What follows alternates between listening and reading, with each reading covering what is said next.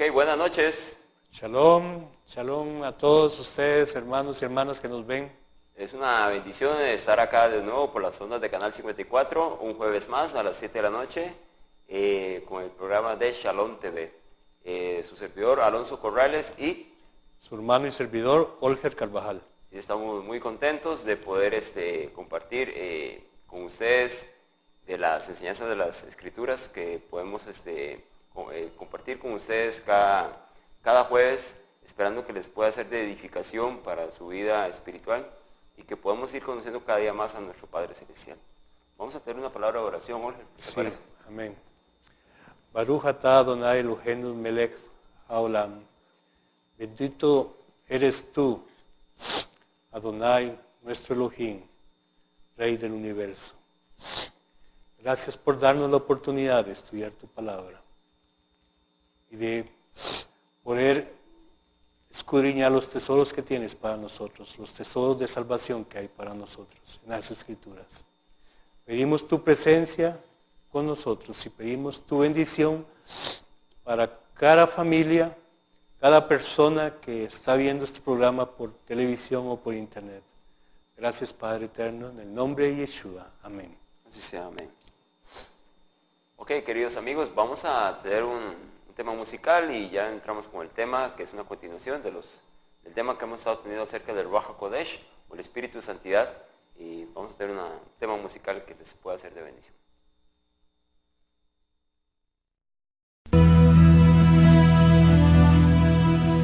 Yo entro al lugar más kadosh a través del Cordero de Yahweh, y vengo tan solo a adorarte. Yo entro a honrar a Yahweh. Yo te adoro a ti,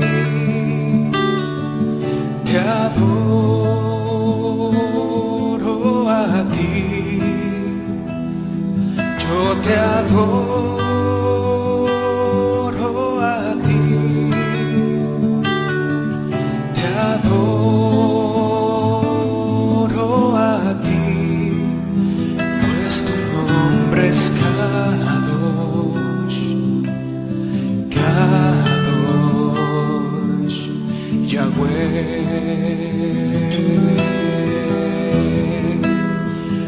pues tu nombre es Kadosh, Kadosh, Yahweh.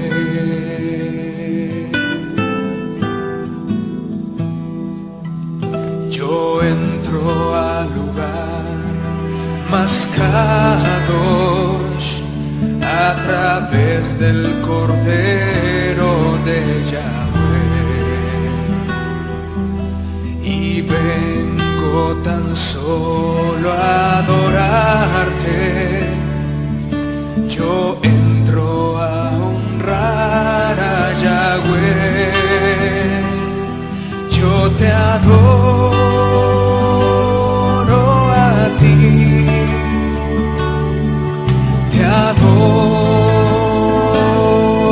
a ti, yo te adoro a ti, te adoro a ti, pues tu nombre es Kadosh, Kadosh, Yahweh. Pues tu nombre es Kadosh, Kadosh, Yahweh. Pues tu nombre es Kadosh, Kadosh, Yahweh. Pues tu nombre es Kadosh, tu nombre es Kadosh, Tu nombre, pues tu nombre es Kadosh, Kadosh, Yahweh. Pues tu nombre es Kadosh, tu nombre es Kadosh, Yahweh. Pues tu nombre es Kadosh, tu nombre es Kadosh, Yahweh.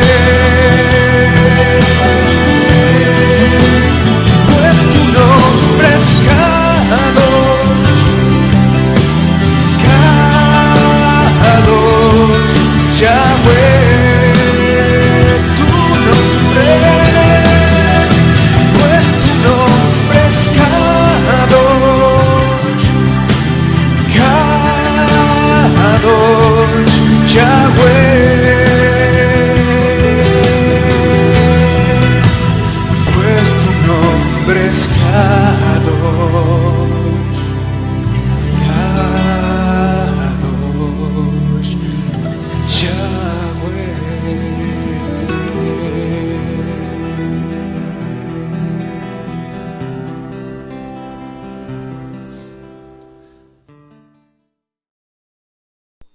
Bienvenidos a Shalom TV. Estamos en esta noche recordándoles que tenemos una página en el Facebook, Shalom TV CR, Shalom TV CR. Ahí ustedes pueden ingresar por medio de su cuenta del Facebook, o si no la tienen, creo que también pueden entrar y ver los materiales que hemos compartido a través de la página, los videos también, y muy importante, queridos amigos televidentes, su realimentación para saber qué les parece lo que estamos compartiendo, si les ha sido de bendición, si hay alguna objeción, si hay algún aporte que ustedes puedan ayudarnos para crecer en el conocimiento de lo que estamos dándoles a publicar acá a través de la página, pues sería de grande bendición.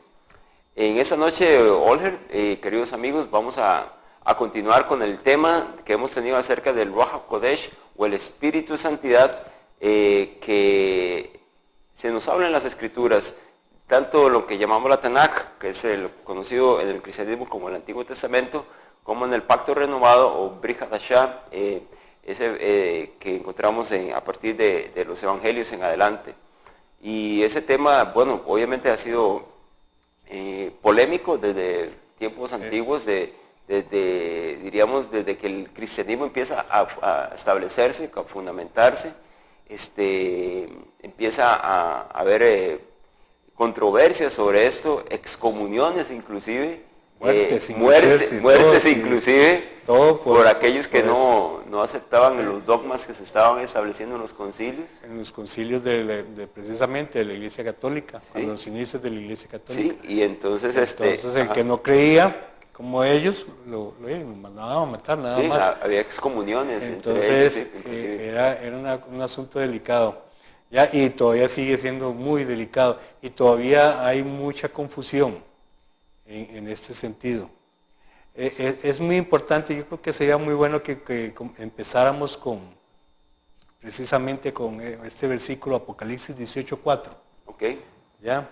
Que Apocalipsis 18:4, ustedes buscan ahí, Apocalipsis está hablando de este tiempo, de nuestro tiempo ahorita, y es un llamado del Eterno a todos sus hijos, ya que forman parte de su pueblo. Y dice, y oí otra voz del cielo que decía, salid de ella, pueblo mío, para que no seáis participantes de sus pecados, ni recibáis parte de sus plagas. ¿Qué significa eso? ¿Salir de qué?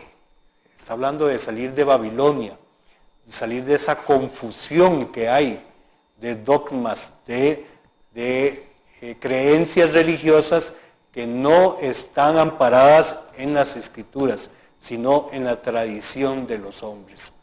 Entonces, es muy importante por eso que todo lo que estudiemos y hablemos y que tenga un amparo, ¿en qué? En las Escrituras.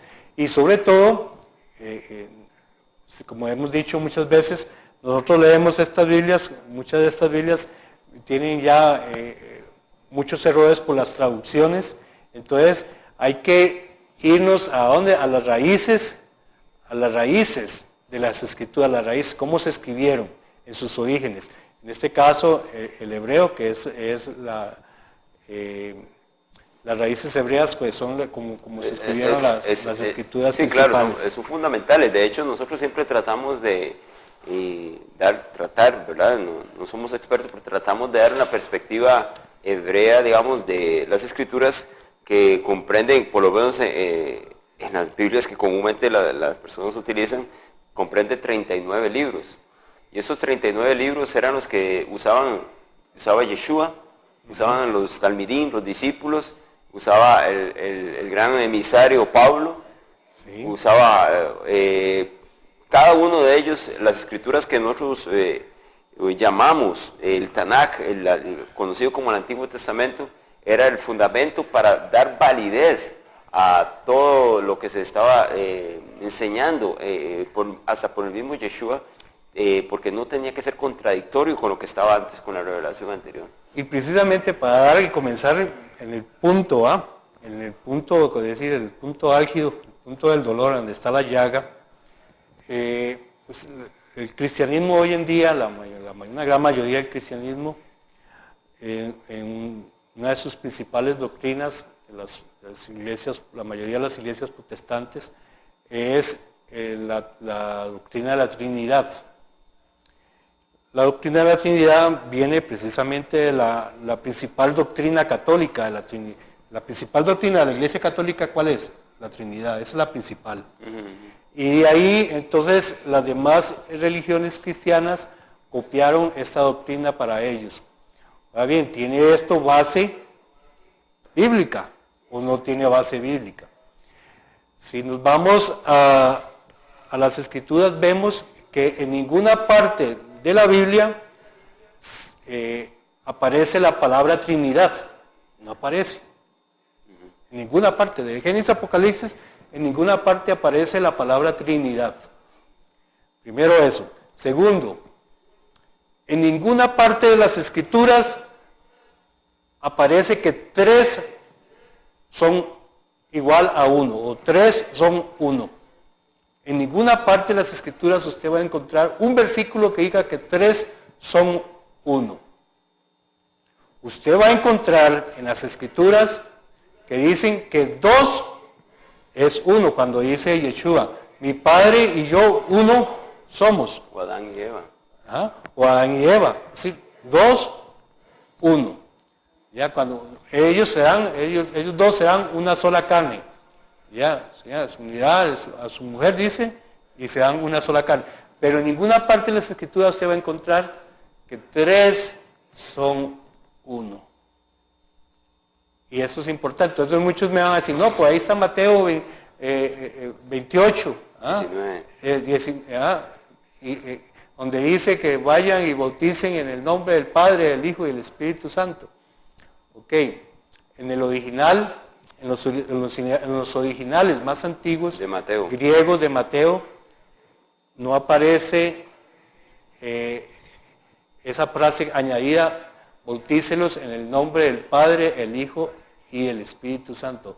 Lo que dice es, bautícelos en mi nombre. ¿Ya? Igual usted ve digamos en la pechita, en la versión pechita griega, también dice, bautícelos en mi nombre. No dice en el nombre del Padre, Hijo y el Espíritu Santo. Y también esa parte donde está 1 Juan 5:9, 5:7, sí, que dice que 3 son los que están arriba, el Padre, el Verbo y el Espíritu Santo. Esa parte también fue añadida. Entonces, no podemos tomar esos textos como válidos porque esos fueron añadidos luego. Fueron añadidos por ahí del siglo IV después de Cristo. Entonces, tomando las Escrituras como están en el original, no encontramos en ninguna parte que diga que 3 son 1. Bueno, ya con esto, yo creo que ya podemos comenzar, ¿verdad? Sí, de hecho ya en alguna ocasión ha comentado acá en el programa que no íbamos a gastar grande tiempo en hablar sobre ese asunto porque de hecho es considerado por los mismos propulsores de este tema como un misterio. Entonces, si para los mismos propulsores de este tema, el tema de triunidad y este asunto es un misterio, ¿quiénes somos nosotros para tratar de entender los enredos, los misterios que ellos han inventado a través de los concilios? Y hay grandes libros que se han escrito sobre ese tema para tratar de justificarlo, de darlo a entender, pero casi siempre yo he aprendido algo a través del tiempo, que casi siempre las enseñanzas que son una falsa enseñanza, tienen que hacerse muchas vueltas para poder explicar. Sí. Entonces, yo he aprendido eso, que cuando hay que dar mucha vuelta para poder explicar algo, es porque hay mentira en ella. Entonces, el autor algo que no está bien. Sí, el autor tiene que dar una serie, digamos, de malabares escriturales para poder llegar al punto. Y es interesante, las escrituras pueden ser utilizadas para muchas cosas, hasta para enseñar mentira. O sea, eso, nosotros ya hemos hablado acá en anteriores ocasiones sobre inclusive la manipulación que se ha hecho, el uso de los diezmos y el rapto secreto, bueno, tantas otras cosas que hemos hablado aquí, los falsos calendarios, y la gente utiliza la escritura, o sea, y justifica su punto de vista. Así que hay que tener mucho cuidado. Nosotros hemos hablado acá de cómo es la correcta niveles de interpretación que existen para la escritura para no llegar a interpretaciones que no son correctas, interpretaciones que no son con correctas, pensamientos que no vienen conforme a la cultura. Exactamente. Que como cuando se escribió la escritura. Sí, que son siempre cosas que uno se pone a pensar. Que se salen de lo que se creía la cultura, digamos, en este caso hebrea, en un principio, en lo que ellos predicaban en las sinagogas y lo que se predicaba, digamos, Moshe, los profetas, que es lo que dijeron, ¿ya? Y precisamente, retomando el asunto, usted ve que, digamos, en Deuteronomio, ustedes buscan Deuteronomio o Devarim 6:4, donde dice el Shema, Shema Israel, Adonai Eloheinu, Adonai Echad, es decir, Yahvé Eloheinu, Yahvé Echad, que significa escucha Israel, Yahvé Eloheinu, es decir, nuestro Elohim, Yahvé uno es, eso. Entonces, cuando Echad significa uno, o también significa unidad. Pero ¿qué es lo que creían el pueblo, qué es lo que se enseñaba en ese tiempo? ¿Ya? Usted ve el concepto ahorita judío ortodoxo, ellos se rigen, no, Yahvé uno, y no aceptan un concepto trinitario. ¿Ya? Los judíos ortodoxos no aceptan esta doctrina trinitaria, ni aceptan que tampoco que sea dualista. Sí, la binidad. No, ellos no aceptan que sean dos, no, dicen uno. Ahora bien, en este momento ellos creen así. ¿Qué es lo que creían en ese tiempo? ¿Ya? Si usted busca, es muy importante, ¿ya? Digamos, porque usted ve en Daniel, en la visión que Daniel tiene, ¿verdad?, del trono, del juicio, del juicio, ¿ya? Él ve un anciano, ya, un anciano dice que se sentó el juez, un anciano de días, dice, y después vino uno semejante a un hijo de hombre que se acercaba, ¿ya? Entonces, ellos creían que el Eterno sí, el Eterno era uno, pero que tenía un hijo. Eso sí. ¿Ya? Eso entonces, sí. De hecho, de eso ya... es lo que hemos ya compartido. Ya compartido los temas pasados. Sí, se ha compartido los temas pasados. Bastante. Entonces usted los puede buscar en los videos anteriores, ya sea en YouTube o ya sea en Facebook, que busca Shalom TV, CR y puede encontrar estos temas que hemos visto anteriormente. Sí, sí. Bueno. Eso es algo que los instamos para que lo revisen y los puedan obviamente compartir si son de bendición. Ok, por ejemplo, Marcos 12,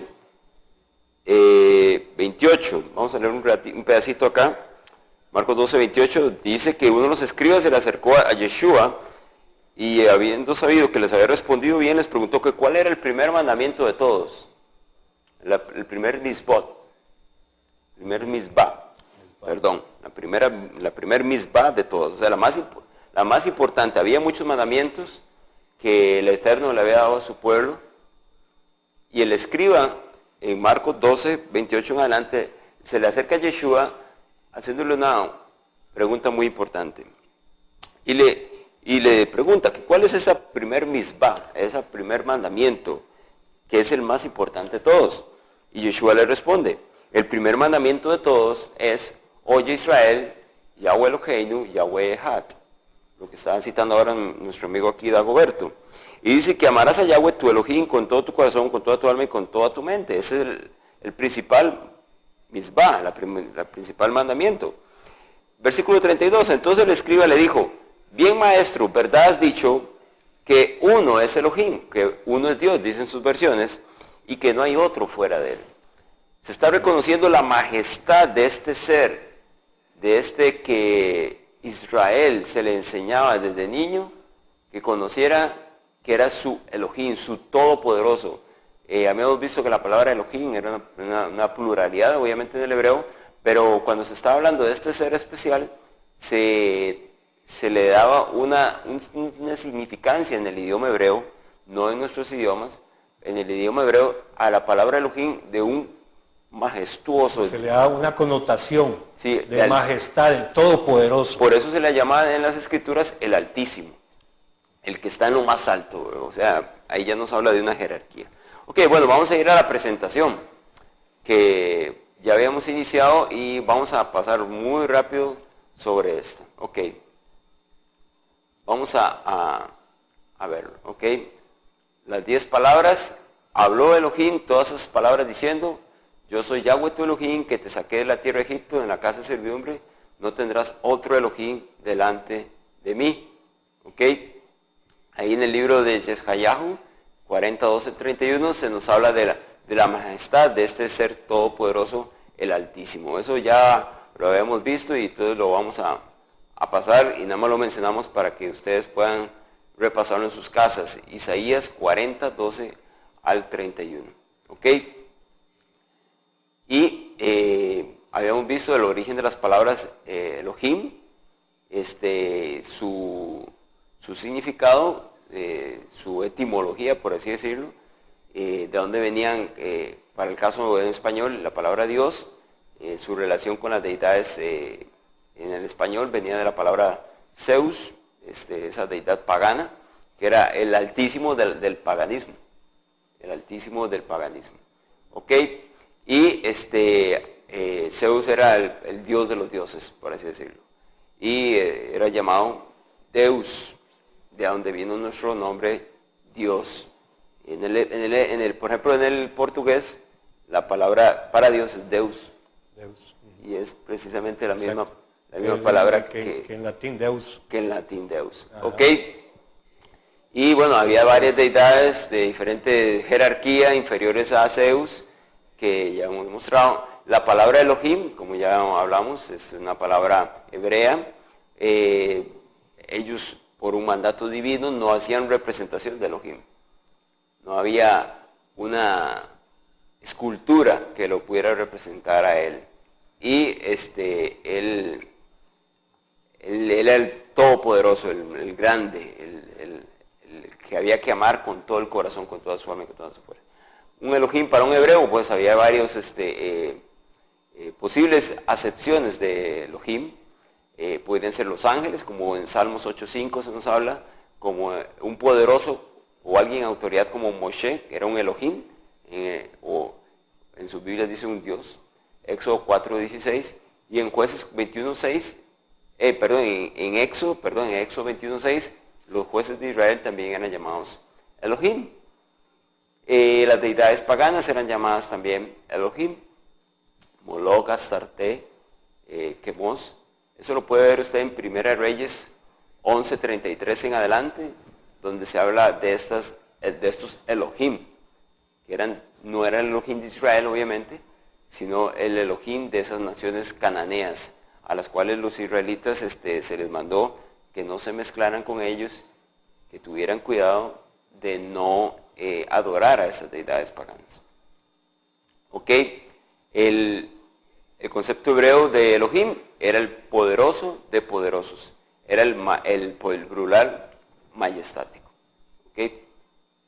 Habíamos visto que el Elohim de las Escrituras era el Padre, el Todopoderoso, y eso ya lo habíamos analizado, esas preguntas en la anterior ocasión, que ese Elohim del que se habla en las Escrituras es nada menos y nada más que el Padre de nuestro Salvador. De hecho, la pregunta 3, ¿cuántos verdaderos Elohim existen?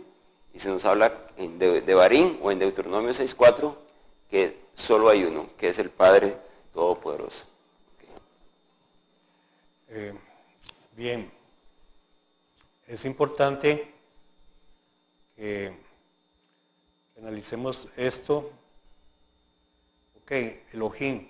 Elohim es una palabra, bueno, como ya lo explicó aquí el hermano, es un plural majestático, pero siempre sigue siendo plural. Uh-huh. Es plural, es una palabra inevitable, plural. Sí. Ya, entonces, aunque signifique Elohim es uno, Yahvé Elohim Echad, uno, no deja de ser uno significar también unidad. ¿Unidad de quién? Hablemos del Padre junto con el Hijo. Así cuando dice, hagamos al hombre a nuestra imagen y a nuestra semejanza. En Génesis, ¿quiénes están hablando ahí? Porque están hablando en plural. Está diciendo, hagamos al hombre a nuestra imagen y a nuestra semejanza. Están hablando dos seres. Muchos judíos dicen que aquí el Eterno le estaba hablando a los ángeles. Pero nosotros no somos hechos a imagen y semejanza de los ángeles, no. Somos hechos a imagen y semejanza, del Eterno. Okay. Muy bien. Volviendo entonces a lo que nos interesa sobre el Espíritu Santo, vamos a leer un texto que dice en Isaías 63, 10 y 11. Y dice, mas ellos fueron rebeldes e hicieron enojar su Santo Espíritu, por lo cual se les volvió enemigo y él mismo peleó contra ellos. Pero se acordó de los días antiguos, de Moisés y de su pueblo, diciendo, ¿dónde está el que les hizo subir del mar con el pastor de su rebaño? ¿Dónde el que puso en medio de él, de ese pueblo, su Santo Espíritu? Si analizamos este versículo, habíamos dicho que puso su Santo Espíritu en medio de quién? De ellos. En medio del pueblo. Recordemos que el Eterno mandó a hacer un tabernáculo, un santuario. Y en este santuario, Él lo dividió en tres partes. Estaba el atrio, estaba el lugar santo y estaba el lugar santísimo. En el lugar santísimo estaba el arca del pacto. Dentro del arca del pacto estaban las 10 palabras, así lo que conocemos nosotros como los 10 mandamientos, escritos con el dedo de Elohim. Y sobre el arca había una tapa llamada propiciatorio. Y encima de este propiciatorio habían 2 querubines. Y en medio de estos 2 querubines estaba la Shekinah. ¿Qué significa la Shekinah? Si vemos este versículo, dice, el donde puso en medio de ese pueblo su Santo Espíritu. En medio de ese pueblo estaba aquí su Santo Espíritu. Es decir, la Shekinah. Eso es lo que está hablando. ¿Y qué era la Shekinah? ¿Qué es la Shekinah? La Shekinah es la presencia divina del Eterno. Escuche, la presencia divina del Eterno, del Todopoderoso. La presencia, su misma presencia. Entonces, cuando la palabra nos dice, nos habla de el Espíritu Santo, de la Ruach HaKodesh, otros le dicen el Ruach HaKodesh, pero en realidad si es un sustantivo femenino, como dice en el hebreo. El diccionario etimológico Strong, que es un sustantivo femenino. De hecho, entonces, perdón, ahí lo tenemos en la presentación para... Sí, ahorita lo vamos a ver. Ahí lo podemos ver. ¿Ya? Entonces, estamos hablando de la presencia, ¿ok? Ahí vemos, ¿ves? Ahí dice, de Ruach. Ruach es igual espíritu, viento, aliento, ¿ya? Y entonces usted ve ahí donde dice palabra original, parte del discurso, donde dice sustantivo, ¿qué? Femenino. Y está también esa otra palabra, Dago, y está la palabra Neshama. Está la palabra Neshama, que también significa espíritu. Oiga, y las dos palabras en hebreo, las dos palabras son sustantivos femeninos. Eso es increíble, es curioso. Pero cuando se habla así, espíritu, que lo que se traduce por Espíritu Santo, en este caso Isaías 63, 10 y 11, la Ruach HaKodesh, la Ruach HaKodesh, está hablando de la presencia divina del Eterno, su misma presencia. Diríamos, Dagoberto, también que sería un aliento divino, un aliento santo, que el creyente, el Eterno le puede dar para poder guiar su vida, para tomar decisiones guiadas por el Altísimo. Yo sé que se traduce por aliento, pero yo creo más en esta palabra presencia. Presencia, ok. ¿Por qué? Porque una persona llena de la presencia del Eterno es una persona llena de ¿qué? De amor, de fe, de bondad, de los frutos del Espíritu, de templanza, de tolerancia, de mansedumbre, ¿ya? Entonces, es una persona llena de ¿qué? Del Eterno, llena de Él. De su personalidad, por así decirlo. Exactamente, está llena de Él, ¿ya? Entonces, esto es muy importante. Entonces, cuando la Biblia nos habla que estaba el Espíritu de Yahvé, se movía sobre la faz de las aguas, por ejemplo, Él está hablando que la presencia divina del Eterno se movía sobre la faz de las aguas. Eso es lo que está diciendo. Ok, excelente. No es que sea una tercera persona, no es una tercera persona. Es el mismo Eterno, es la misma presencia del Eterno que está ahí, o que está con nosotros aquí. La misma presencia del Eterno está con nosotros aquí, nos llena nuestras mentes, nuestros corazones, para poder escudriñar su palabra, para poder hablar, para compartir con nuestros hermanas y hermanos que nos ven. La presencia divina, el Ruach HaKodesh. De hecho, el término Ruach HaKodesh ya lo habíamos observado.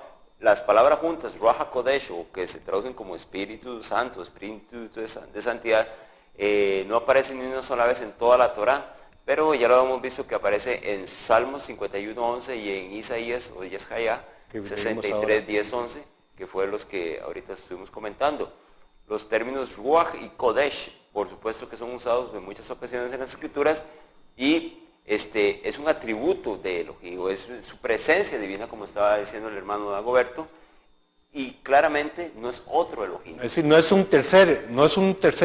una tercera persona, es Él mismo.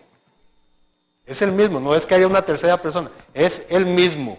Él mismo que se hace presente. Que hace presente sus características, su personalidad en la vida del creyente. Múltiples veces Porque a veces las personas que tal vez se están acercando por primera vez a las Escrituras piensan que el Ruach HaKodesh o el Espíritu de Santidad solo se demuestra en lo que se llama el Nuevo Testamento.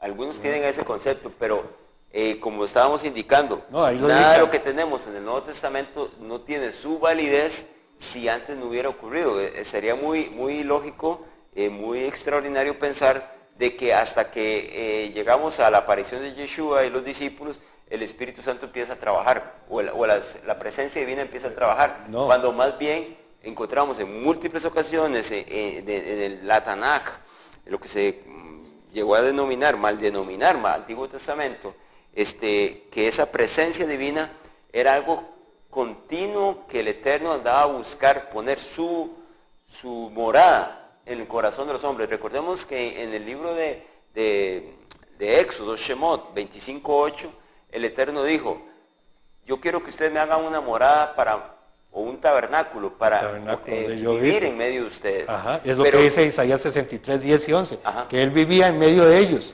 que el Espíritu Santo dice, pero era Él, pues la misma presencia de Él. La presencia divina entre el pueblo, pero también Él, lo que más deseaba y el Eterno desea en estos días es no tanto que morar en un templo hecho por manos humanas, porque ya de hecho eso no tiene ningún significado. Él lo que desea es morar precisamente en cada uno de nosotros, poner esa presencia divina que nos guía, que nos alienta, que nos consuela, que nos da fortaleza, que nos da entendimiento también para una correcta de interpretación de las Escrituras. Él está directamente encargado y no ha puesto a otro para poder dirigir precisamente hablando de eso que usted acaba de hablar, me gustaría que leamos Ezequiel 36, 25 en adelante. Sí, ese no está en la pantalla, pero lo vamos a leer. Sí, Ezequiel 36, 25 en adelante. ¿Ya? Que dice, esparciré sobre vosotros agua limpia, y seréis limpiados de todos de vuestras inmundicias, y de todos vuestros ídolos os limpiaré. Y después el 26 dice, os daré corazón nuevo y pondré espíritu nuevo.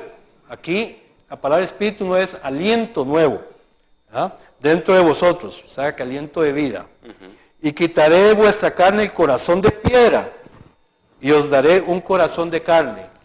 Y luego el 27 dice, y pondré dentro de vosotros mi espíritu, y haré que andéis en mis estatutos y guardéis mis preceptos y los pongáis por obra. Así sea. Dice entonces, es claro, pondré dentro de vosotros, en este templo, somos templo de qué? Del Espíritu Santo, de la presencia divina, de la presencia del Eterno en nosotros. Eso es lo que está hablando aquí. Y pondré dentro de vosotros mi presencia, yo estaré presente ahí. Recuerde que la palabra Yahvé significa yo soy, yo estoy ahí presente, eso es lo que significa, yo estoy presente, eso significa Yahvé, yo soy el que soy, yo estoy presente, yo siempre he estado, yo siempre voy a estar, yo estoy presente. Así sea. Bueno, vamos a volver a la presentación. Estamos analizando el tema del Ruach HaKodesh. El Ruach HaKodesh o el Espíritu de Santidad. En el libro de Isaías 11:2 se nos habla de los 7 espíritus de Yahvé. Los 7 espíritus del Todopoderoso. Se nos habla que 7 espíritus iban a reposar, a estar sobre el Mesías. ¿Cómo lo sabemos?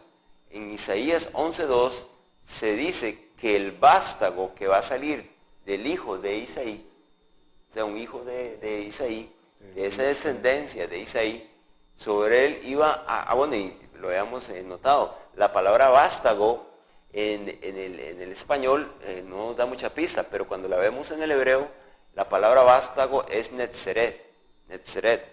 que precisamente fue el lugar donde en Israel, donde llegó a colocársele el nombre a una ciudad con el nombre de Nazaret, derivado de este nombre, del vástago. Y ahí surgió un gran maestro, un gran hombre, sobre el cual reposaron estos 7 espíritus. Dice que reposó sobre él el espíritu de Yahvé, el espíritu de sabiduría, el espíritu de inteligencia, un espíritu de consejo, un espíritu de poder, un espíritu de conocimiento y un espíritu de temor de Yahvé.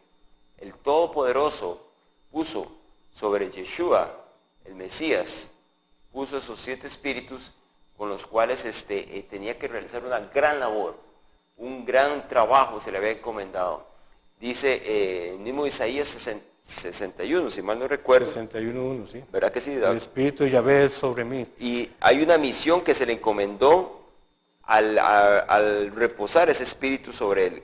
¿Y cuál fue esa labor? Dice que él tenía que predicar las buenas nuevas a los abatidos, vendar a los quebrantados de corazón, publicar la libertad a los cautivos, a los presos apertura de cárcel, proclamándoles el año nuevo, el año de la buena voluntad de Yahvé, y además el día de venganza del Elohim nuestro, y de consolar a los enlutados. O sea, había una gran misión, y para realizar todas estas labores que están aquí escritas en Isaías 61:1 en adelante, el Todopoderoso ungió, depositó con su presencia. En su presencia con divina. Su presencia ¿en quién? En el Hijo, en Yeshua. En el Hijo Yeshua, para que llevara adelante esta labor tremenda, que fue una labor difícil cuando él comenzó su ministerio a los 30 años, a la edad que empezaban los levitas a servir en el ministerio del tabernáculo. Y fue una gran encomienda que le tocó a él. El Ruach HaKodesh, el espíritu de la santidad o de la presencia del Todopoderoso. El Ruach HaKodesh.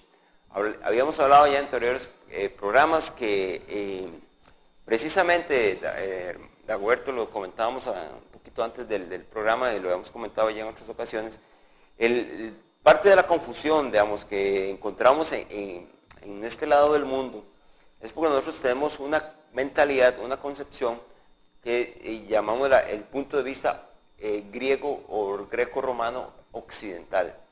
Es la educación nuestra, la cultura nuestra es muy influenciada. Las bases de nuestra cultura son greco-romanas, en otras palabras. Exactamente, son greco-romanas, y en la cultura greco-romana, específicamente la filosofía griega, es la que ha influido a muchos teólogos a sacar interpretaciones de la escritura con respecto al término ruach o neuma en el griego, o neshama, porque básicamente estos señores que aparecen en la pantalla fueron grandes filósofos de Grecia, desconectados totalmente del pueblo hebreo,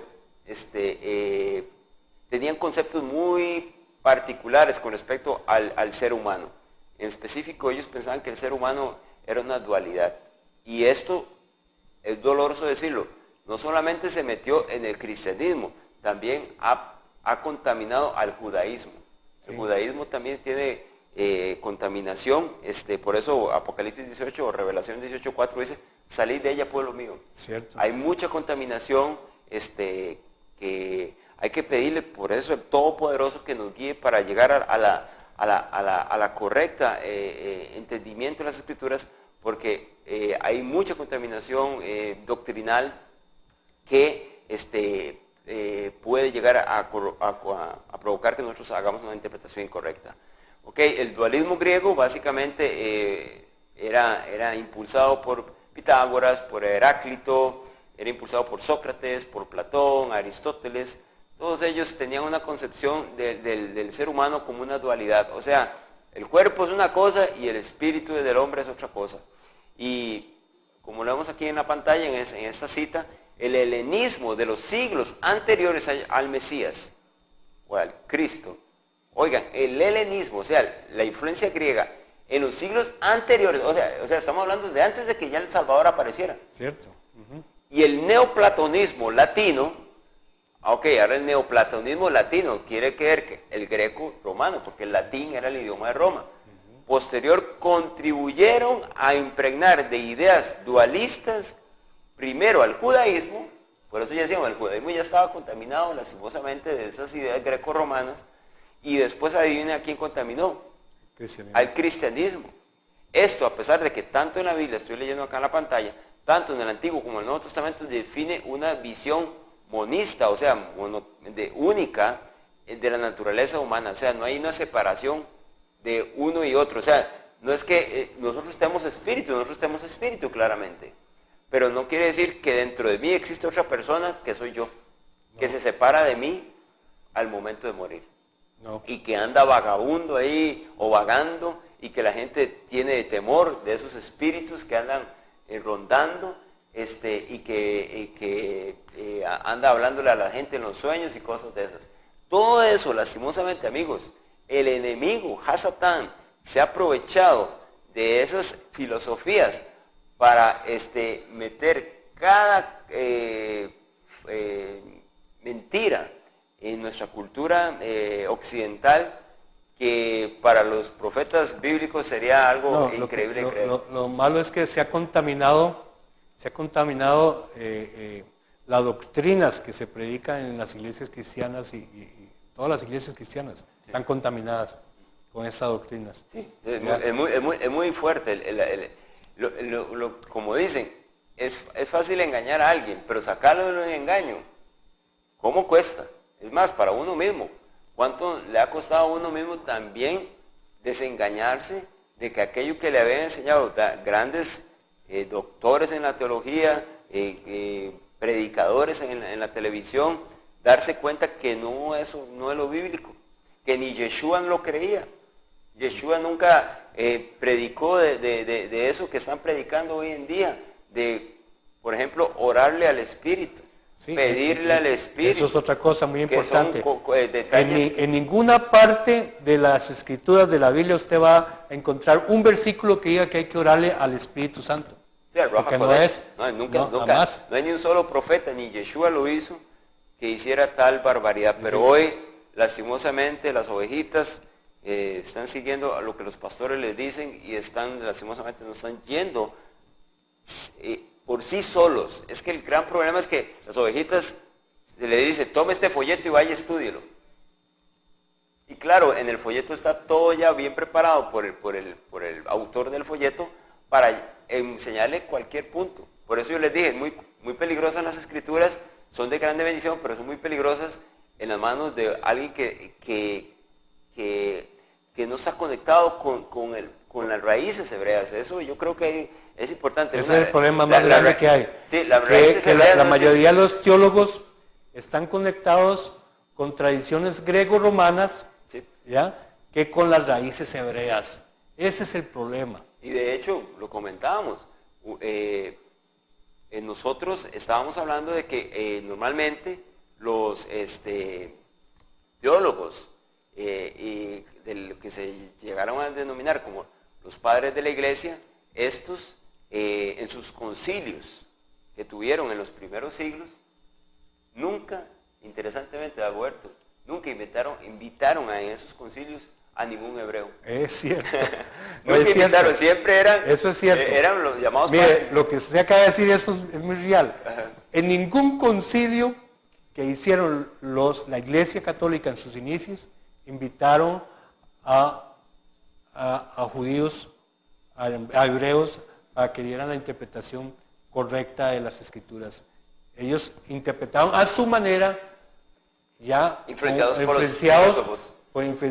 por las filosofías que ya habían de antemano adquirido, grego-romanas, para interpretar las Escrituras, ¿ya? Entonces, y ya con traducciones de las Escrituras que ya venían contaminadas, sí, tocadas, sí. Tocadas, no estaban como, ya cambiaron parte de las Escrituras, como eso que dijimos al principio, añadieron esas partes, como decir, vayan, bautícelos en el nombre del Padre, Hijo y del Espíritu Santo. Es un una frase añadida, ¿ya? Entonces añadieron cosas convenientes solo a esta religión y entonces ensuciaron la doctrina Sí, cristiana. por eso a mí me da mucha gracia que cuando se dice que en Jerusalén confluye las tres religiones monoteístas. Yo podría decir que el judaísmo es monoteísta. Yo podría decir que el islam es monoteísta. Sí. Pero el cristianismo tiene un concepto de monoteísmo triuno. Sí, Por en eso, realidad son tres. es interesante, pues, o sea, yo creo que tal vez así, siendo muy francos, en el que ahí confluye el judaísmo o el hebraísmo y confluye el islam, pero el cristianismo como religión monoteísta, eso no es verdad. Realmente en el cristianismo ahí no está solamente la adoración al Padre, está la adoración a otras deidades. Cierto. A otras deidades que los hombres han levantado en los altares. Bueno, hermanos, ya el tiempo se nos fue acá en Shalom TV. Esperamos que haya sido de bendición lo que hemos conversado en esta noche, que les pueda tocar el corazón, es nuestro mayor deseo. Que el mayor deseo suyo, mi hermana y hermano que está viéndonos, escuchando, y el mayor deseo de nosotros sea que la presencia del Eterno, su Ruach HaKodesh, su misma presencia esté en nosotros. Así sea. Terminamos leyendo en el Tejilín, Salmo 51, donde el gran rey David nos dejó esta joya de alguien tocado, de alguien en el que el Todopoderoso estaba trabajando. Dice, ten piedad de mí, oh Elohim, Salmos o Tejilín 51. Ten piedad de mí, oh Elohim, conforme a tu misericordia. Conforme a la multitud de tus piedades, borra mis rebeliones. Lávame más y más de mi maldad y limpia mi pecado, porque yo reconozco mis rebeliones y mi pecado está siempre delante de mí. Contra ti solo he pecado y he hecho lo malo delante de tus ojos, para que seas reconocido en tu palabra y tenido por puro en tu juicio. He aquí en maldad he sido formado, y en pecado me concibió mi madre. He aquí tú amas la verdad en lo íntimo, y en lo secreto me has hecho comprender sabiduría. Purifícame con hisopo, y seré limpio. Lávame y seré más blanco que la nieve. Hazme oír gozo y alegría, y se recrearán los huesos que has abatido. Esconde tu rostro de mis pecados, y borra todas mis maldades. Del 10 en adelante, Dagoberto. Crea en mí, oh Elohim, un corazón limpio y renueva un espíritu recto dentro de mí. No me eches delante de ti, de tu presencia, y no quites de mí tu santo espíritu, Tu Ruach HaKodesh. Ruach HaKodesh. Ese es nuestro gran deseo, que el Eterno no quite su presencia de nuestros corazones, ese espíritu que nos convence de pecado, de justicia y de juicio. Amén. Que pueda tocarnos, llevarnos a la plenitud de lo que espera que nosotros seamos. Nos está moldeando, está en un proceso y depende de ustedes si lo vamos a permitir realizarlo. Vea la segunda parte el próximo jueves Sí, de así este es. tema. Shalom Alejem. Shalom Alejem, la paz sea con todos ustedes. Bendiciones.